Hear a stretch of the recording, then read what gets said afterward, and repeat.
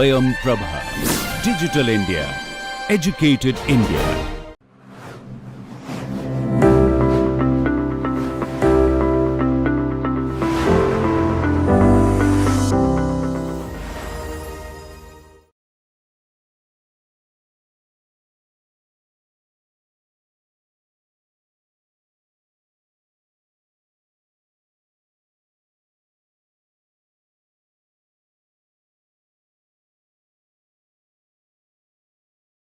Welcome back to this course on architectural thesis. My name is Dr. Vishal Chettry and I am working as an assistant professor in the Department of Architecture, Planning and Design. In this particular lecture, we will cover the details about different techniques that are used for site analysis. So now let us look into the content for this presentation. So it will start with a recap to what we have covered in the previous presentation. Then we will focus on the introduction to site analysis, thereafter objectives of site analysis, physical aspects, environmental aspects, socio-cultural aspects, integrating overall the different aspects into site analysis, thereafter to the thesis design. Then we will look into the overall learnings that we have gathered from this presentation, and then some wrap up activities and also some resources that we can explore for your further understanding on this particular topic. So to give you a recap of what was covered in the previous presentation, I tried to provide you some aspects that you can think of while selecting a site for your thesis project. So it includes details about site selection, forms the foundation of a thesis, influencing feasibility, functionality and the relevance. It is site selection is actually dependent on four important aspects, that is legal, environmental, functional and contextual considerations. Thereafter there are some legal and regulatory guidelines that has to be understood while selecting a site and using it for the thesis, such as boundaries, land tenure, zoning, bylaws and local development rules. So these all information about the site has to be collected before you select it as a thesis topic.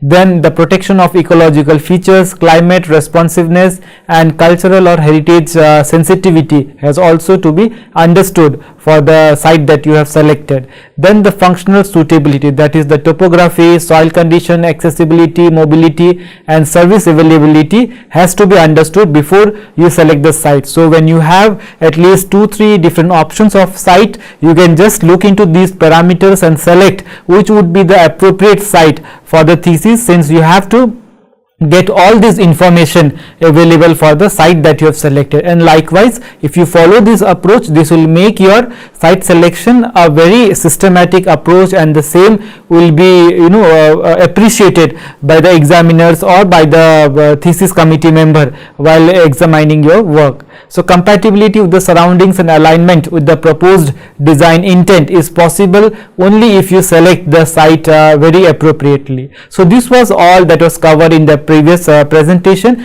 and in this particular presentation we will look into different analysis techniques that are required to draw conclusion from the site. So let us look into the details about the site analysis. It is a very systematic process assessing physical, environmental and socio-cultural factors that determine a site suitability for the project. So in a thesis, site analysis provides research based evidence to justify design decision and ensure that the proposal responds to the real site condition rather than being purely hypothetical or a theoretical site. So that is why, as you remember, I have been saying this time and again, that the design actually is influenced by the site that you select. So that is why each and every project based on the different site condition will have something very unique attached to it. So that is what brings uniqueness into the project, and which is why site analysis has to be done in detail. So some techniques that we adopt for site analysis includes observation, that you visit the site and observe the site and the surroundings, you measure the related aspects of the site, then you map the site condition, then interviews if relevant stakeholders are there for the project. For example, if you are selecting some kind of thesis project which includes slum rehabilitation center, so for that the site is the existing slum, so you have to interview the people who have been residing there and understand their requirements and their issues with the present site condition. So that will give you some findings that will be helpful while when you start design process. Secondary research related to the site, for example, reviewing maps or preparing maps for the site, then reports and records that are purely based on the site conditions. So let us now look into the objectives of the site analysis. It is done to identify the constraints. Basically, it helps you to identify what is the issues and challenges related to the site. Spot opportunities. You also will be able to, after you do a site analysis, you will be able to understand what are the opportunities that are there related to the site, so which you can tap through the design. For example, if there is a water body that is flowing just in like in any of the direction of the site, or you have a very beautiful view of mountains or of any hills from the site, so you can tap that view into the design by having openings or having fenestration in that particular direction, or placing your windows or viewpoints in that direction. So likewise, that site analysis guides design decisions as it shapes the orientation of the building massing, circulation and material choices to suit the site conditions. Strengthen jury reviews, because you will have some evidence based decision for the design of the building. Then it ensures the relevance. It creates a design that is context sensitive. That means you have understood the real challenges that are there on the site and then use the same for analysis. It is functionally efficient, environmentally responsive, and the culturally appropriateness is will all be visible in your site analysis if all these things are understood in detail. Then there are some physical aspects related to the site that has to be understood. The site first has to be measurable. The focus should be on that it should be measurable, the tangible site features forming the baseline for design. It includes data to be collected in physical aspects such as location, accessibility, size and shape, boundaries, landform or topography, existing structures or infrastructure that is present in the site. Then in the location and accessibility factors of the physical aspects include macro location, that means position in city or region, climatic zone, broader urban or rural context. Then the micro location such as proximity to main road, transport hubs and public amenities, all these data has to be collected. Likewise, road networks that are there in and around the site, public transit options that are there present in the site, so that you think of providing any relevant infrastructure related to public transit in and around the site. So that can also be the way you plan entry or entrance or exit to the site. Circulation and access, primary, secondary and service entries has to be understood. Pedestrian or bicycle path in and around the site has to be understood. So all these details basically help you in understanding the site and its context in detail, so that the decision that you take in your design is context driven. Then some other informations related to physical aspects such as site dimension and boundaries. Accurate measurement of the site is very essential, because that will basically provide you the exact buildable space that is available for you for the particular project. The shape impact, at times the site geometry also affects the design of the building, because it has to be with respect. Sometimes we try to get inspiration from the shape of the site and plan our blocks accordingly. So that is why the shape also has a role to play in the analysis. So in that you will be able to identify the major and minor axis of the site, and accordingly placing blocks in major and minor axis will help you align the overall site plan in a particular and represent in a very orderly way.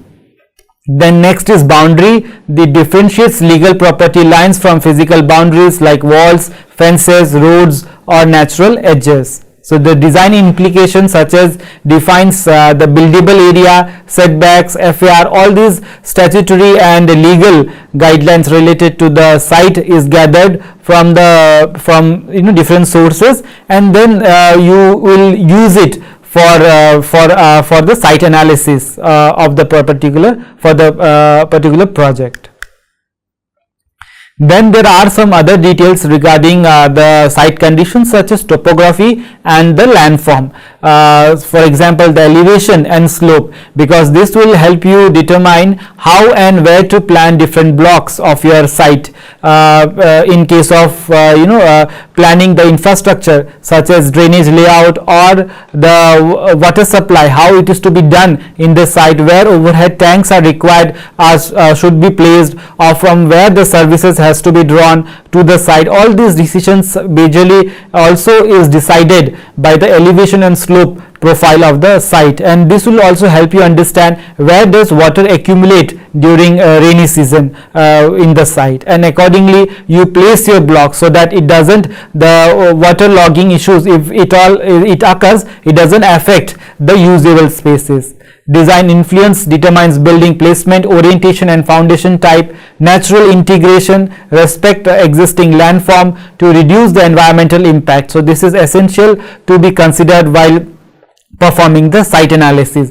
On sloped sites illustrate slope adaptive strategies that harmonize with the natural contour. So you have to basically this analysis helps you determine and also gives you a certain decision making criteria to place different blocks within the site. Then next is geology and soil. The soil condition as already discussed before, it helps you determine what sort of foundation are to be placed with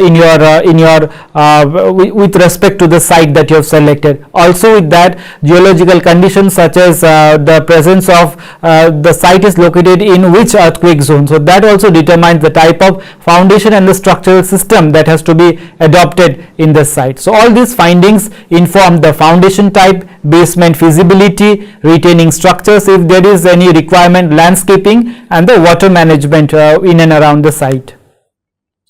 So the other aspects are in physical category, hydrology and drainage. So the information about surface water, drainage, groundwater recharge potential zones and water quality. So all these analysis from these findings guides you for some sustainable solutions like permeable paving, rain gardens, bioswales, detention ponds and water reuse system, because as you know that many of our cities, the groundwater table in our city is going lower day by day. So to avoid or to replenish or to promote groundwater recharge, we should think of some areas within our site, if it is possible, to have permeable paving, rain gardens or bioswales within the site.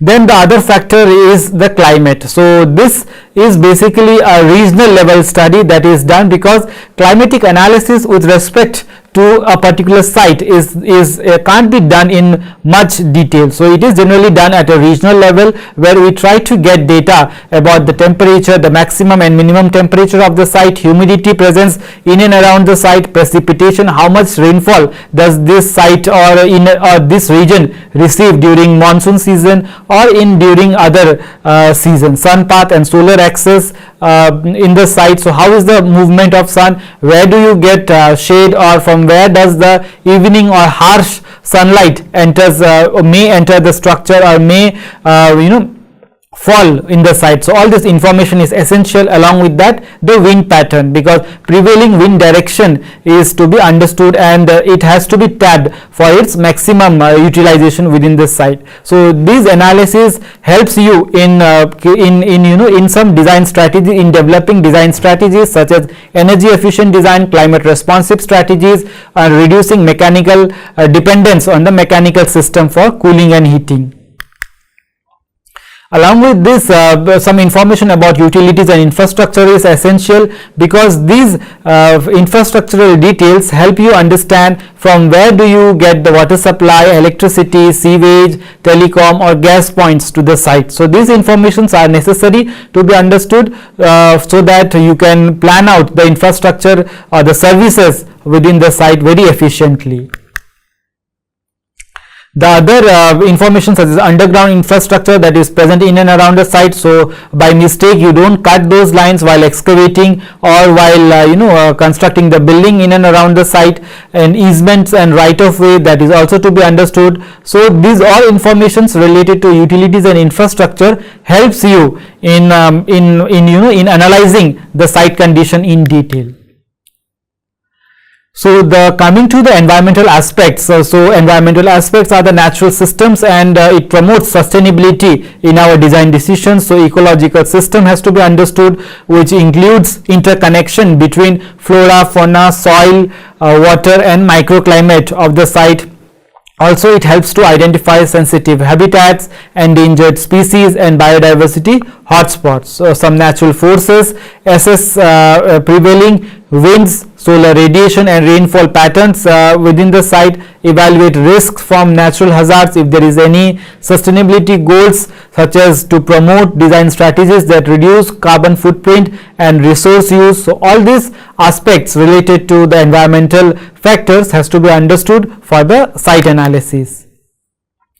Then there are other details like vegetation, the presence of different vegetation in and around the site. So can you preserve those while constructing or while building different blocks in and around the site? Is there any way to preserve it? Wildlife, if there is any, if you have selected a huge site and if there are some presence of wildlife in and around that place, so is there any way where you can plan out some spaces to preserve the wildlife in your design? So all these factors can be understood, but not all of these factors will be relevant for your all of your site. So based on the site condition, all these factors has to be understood, and whether these are relevant in your case or not, you have to take the decision in that.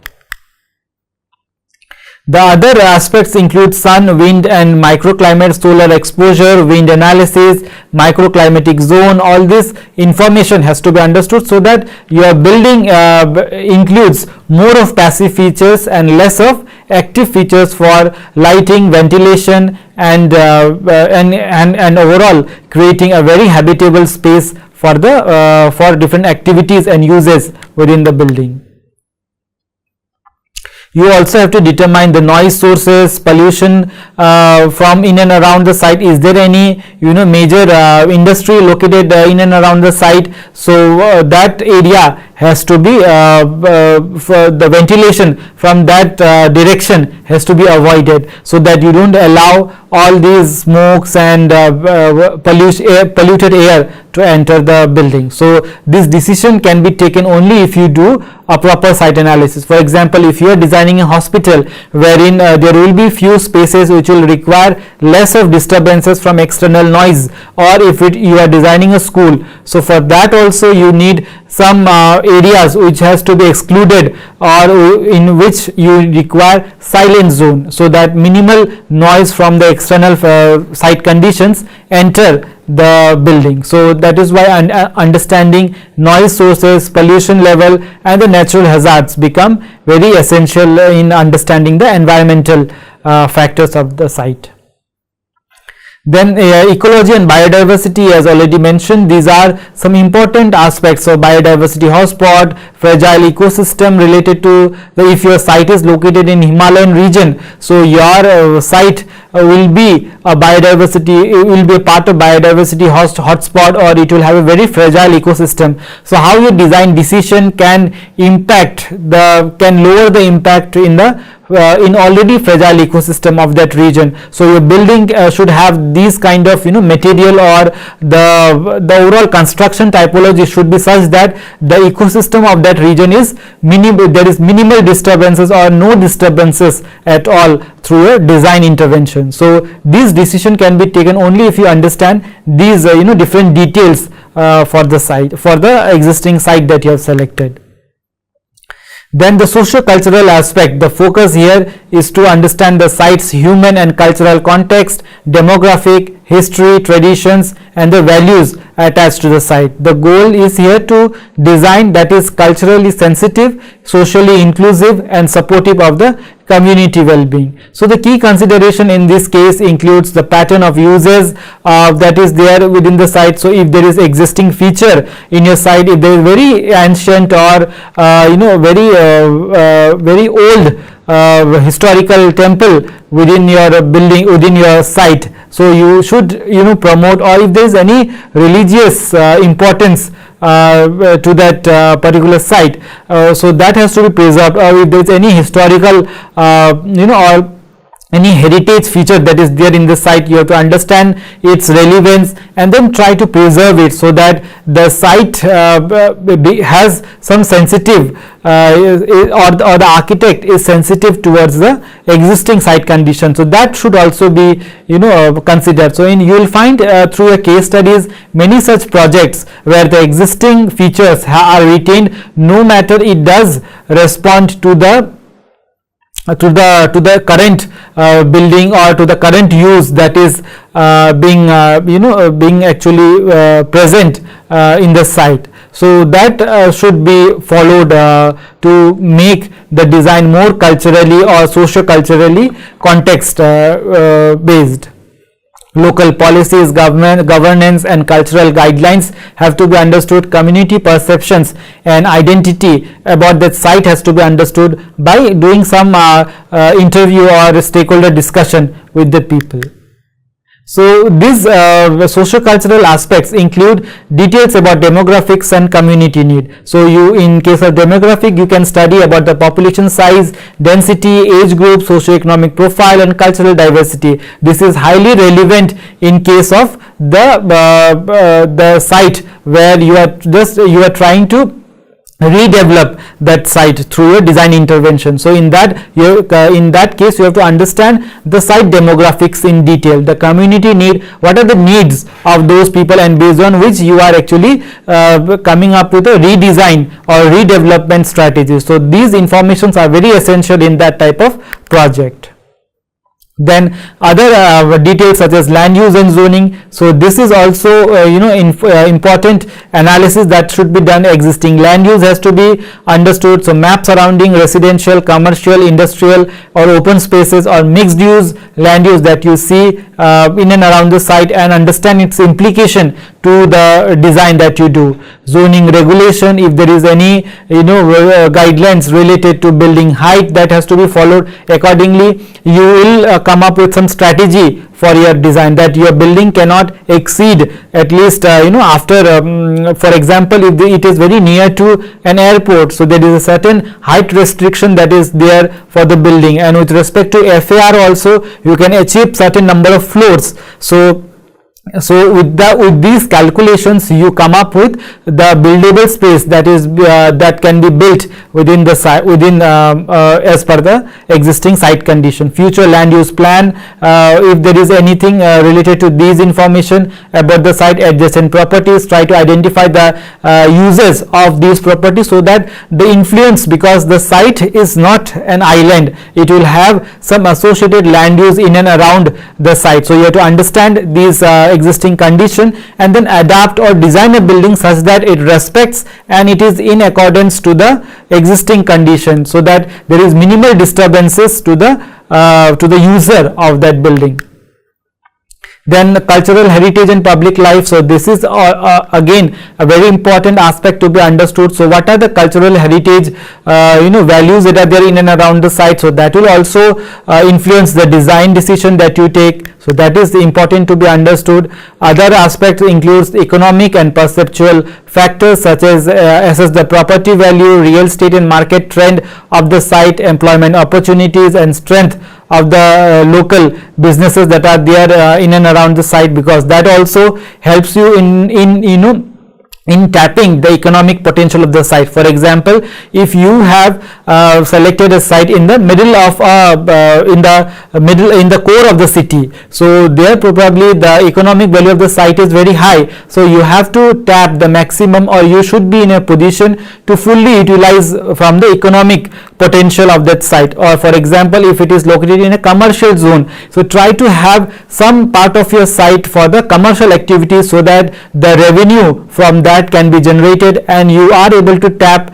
the maximum benefit out of the site that is located. So it may alter the initial design idea that you had, but slight intervention at site analysis stage is also accepted, provided it is very done in detail, and you are able to convince your examiner or your supervisor about the site condition. So local perceptions and identity about the site, public opinion about the site. So these informations basically help you understand the site condition in detail and take decisions accordingly.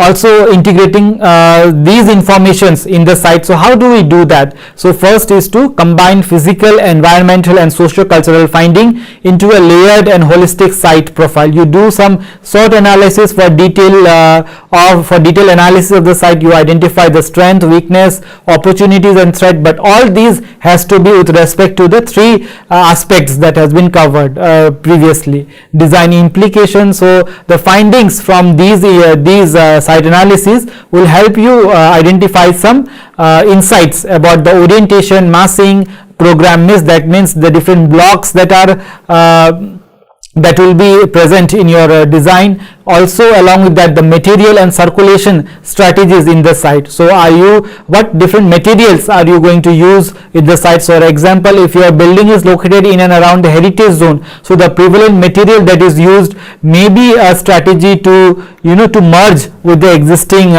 site, with the existing condition of that site. So these are some strategies that you adopt and make your project more context driven.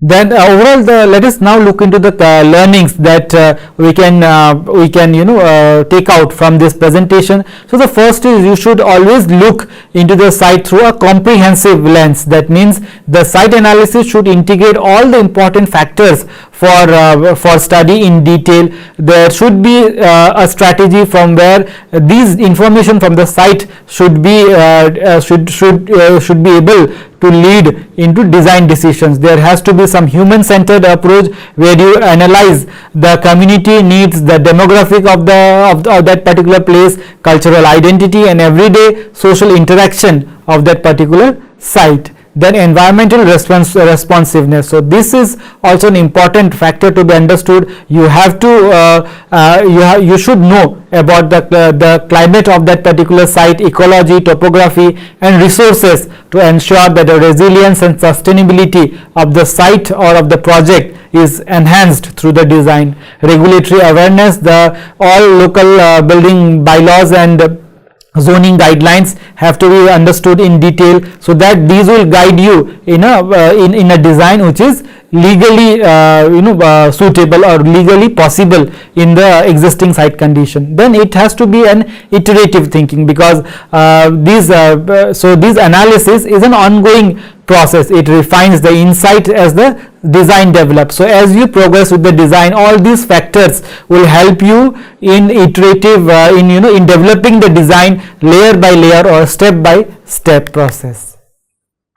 So a small activity that you can do after this lecture is over regarding the project that you have selected for your thesis is to visit a site and conduct a comprehensive analysis of its physical, environmental and socio-cultural aspect. Prepare annotated diagrams for your site and a report on how these factors have actually influenced the architectural design of your project. So you can do this small exercise, and by this you will understand how important is site analysis for your particular project. So these are some resources as shown here. You can refer these sources to collect the details or the data for your site analysis in detail. So this will depend from based on the site that you have collected for your project. So there is no such specific book from where you can get this information, but there are few books from where you can understand about site planning, designing with climate, site analysis, and then how you can integrate landscape with the architecture. So these are few books and some online resources that you can refer for your site analysis. So now let us look into the topics that will be covered in the next presentation, that is, we will try to synthesize all the findings to draw design ideas, understanding the synthesis process, how it is done, data integration techniques. So what are different ways by which we integrate the data, and then we try to draw the conclusion for our conclusion as well as use that for the design process. What are the practical examples? We will try to show you some examples by which you can derive the inferences from site analysis to the design stage. Then the tools that are required for understanding will be shown to you by which you can draw conclusion from site analysis and then use it for the design process, and then some challenges and some insights about how the design ideas are to be drawn will be showcased in the next presentation. So with this, I'd like to conclude my presentation for this particular lecture on site analysis techniques, and thank you for your patience listening, and meet you in the next presentation.